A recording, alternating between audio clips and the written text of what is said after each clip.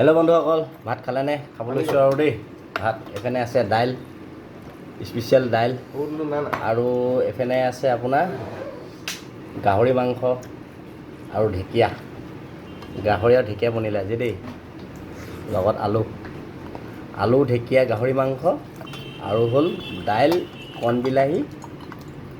এই সাঁজটো এনেকৈ আৰু আপোনাৰ কৃষ্ণ ধুনীয়া হৈছে দেই, বেয়া হোৱা নাই, বহুত জলকীয়া।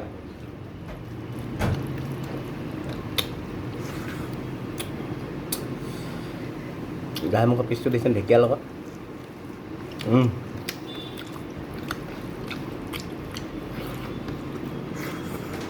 ৰঙা মাংস